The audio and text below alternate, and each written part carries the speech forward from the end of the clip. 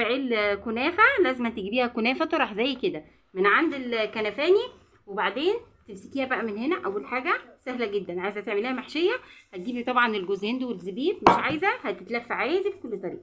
هتجيبي كده بالراحه من الجنب كده وهتفرديها قدامك كده، ماشي. هتحاولي تبططيها كده. هنعمل الاول مش محشيه كده على ايدك كده، تلفيها زي صباع المحشي بالظبط.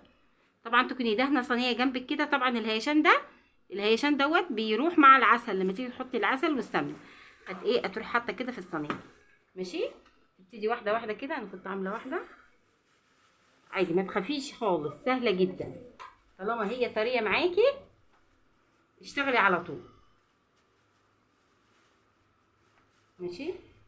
اهي شوفوا زي صباع المحشي. بصوا يا جماعه، لفي كده، نوعي. عملتي صينيه النهارده اعملي الاصابع، بعد كده اعملي كنافه بالكوبايات، يعني نوعي فيها. بصوا زي صباع المحشي بالظبط. بصي كده، ما تسيبيش مسافه كبيره. هي مش هتلزق، هو مش عجين مش هيلزق. نبتدي بقى نعمل الكميه كلها. بصوا يا جماعه، اسهل حاجه تعمليها تثبتيها كده، بس انا مش عارفه عشان التصوير. هتثبتيها بالمنظر ده وتسحبي. بصوا اهي، هتفردي كده، تاخديها على ايدك كده وتلفي.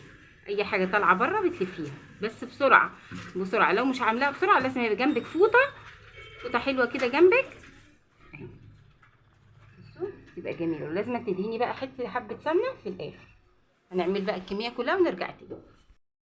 تحشيها لازم تجيبي حته ما يقعش منها الحشو. جيبيها تخينه شويه. احنا نقلب دول مع بعض كده، تاخدي بقى شويه كده حلوين وتقلبي بقى. ما تحطيش على الحرف، هاتيها في النص كده وقلبي، زي برضو اكنك بتحطي الرز في المحشي. وتقطعي عادي وتعمليها دي لفه ساده.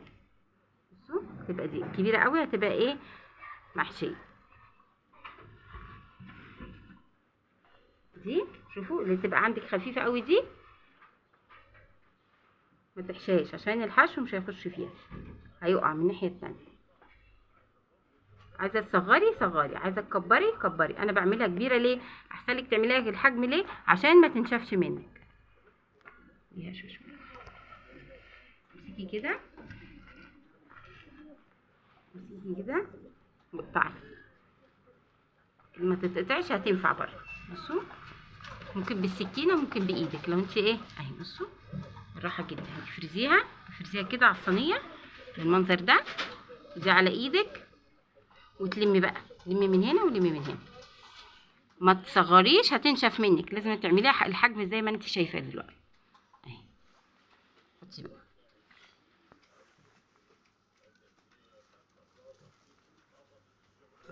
حتى دي. بصوا دي اتقطعت، لا مش اسمها مش هتنفع، لا هكملها مع حته تانية.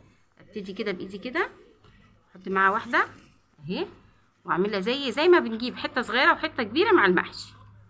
بس اياكي تجيبيها بايته عنده او مفرفره، عمرك ما تعرفي تعمليها اهي. بصوا تلفيها كده، والحته بقى اللي فيها الهيشان دي تحطيها تحت. كل ده مع العسل هيهبط، هتشوفي شكلها في الاخر. بصوا السكينه برضو حلوه وبايدك. بصوا بس انا عشان التصوير قعدت بقى اعيد وازيد فنشفت مني. بس احسن لك لما انت تيجي تعمليها يبقى جنبك فوطه. بصوا الحجم اللي انت عايزاه، هو ده الحجم كويس، اروح قطع عادي بالمنظر ده.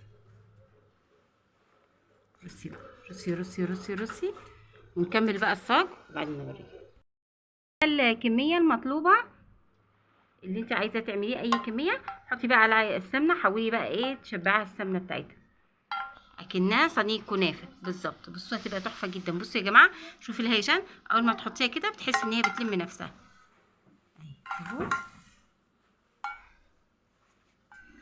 حطي بقى السمنه البلدي بقى، وسخني الفرن. ديت بقى ما بتحبش تقعد في الفرن كتير، سخني الفرن على قد ما تقدري وتحطها في الرف الاوسط. شوفيها احمرت من تحت، يا دوبك تشغلي الشوايه على اعلى حاجه، ماشي. هي كده بقت تمام خلاص. لازم يا جماعه الكنافه لازم تبقى سخنه، والعسل والشربات ساقع. بصوا يا جماعه، شوفوا اتلمت اهي. بصوا جميله كده وبسم الله ما شاء الله، تحفه. انا بقيت الكميه بقيه الكميه هعملها بقى صينيه عاديه. يعني ايه، حطيت شويه اللي هي كنافه الاصابع، والباقي عملتها هعملها ان شاء الله كنافه، صينيه كنافه عاديه على البوتاجاز. كده بقى تبتدي تحطي عليها العسل، وبعدين لو ناشفه منك غطيها تبقى طريه زي الملبن. ماشي. الكنافه بتبقى بارده والشربات سخن، هتديكي احلى نتيجه. ماشي. هتاخدي كده تحطي بقى في الطبق وتقدمي. بصوا يا جماعه، ولا منكوشه ولا اي حاجه. بصوا بصوا، جميله جدا. ماشي. حطي بقى في الاطباق بقى، ولو حد عايز عسل يحط براحته، ما تغرقاش بقى في العسل تجزع. حطيتي شويه كده في الصينيه، تروحي حاطه كده في التقديم عشان بتدي لمعه كده وانت بتقدمي. ماشي. على كل واحده، ما تحطيش، تحاولي تغرقيها. بصوا يا جماعه، بصوا الملمس كان ناشف، هتلاقيه بقى طريت معاكي مقرمشه من بره وطريه من جوه، تحفه جدا. حاجه ما تاخدش منك وقت، وجميله جدا. بصوا.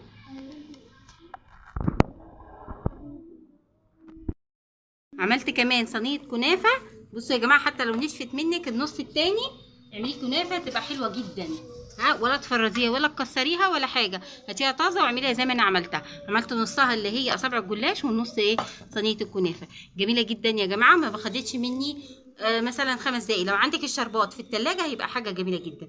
بصوا بصوا، بمجرد ما ايه، ما حطيت العسل وهي شربته، يبقى دي ممتازه. حطي لها بقى، حطي لها عسل، هي عايزه منك عسل حطي. بصوا بصوا الجمال، بصوا الجمال، شوفوا الحلاوه، جميله وتحفه ولونها رائع جدا. شويه اللون، سر اللون دوت اللي هو معلقه سكر وانت بتقلبي الكنافه في السمنه، يبقى تحفه وبتديكي اللون الرائع ده، جميل جدا.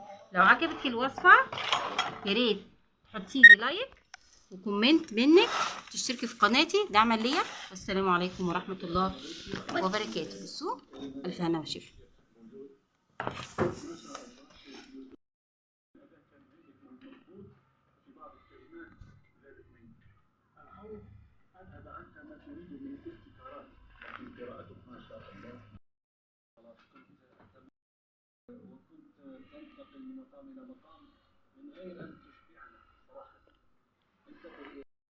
تليش اللي انت تشوفيه تعمليه على طول، ها، عشان ما تكسريش. يلا باي باي، مع السلامه.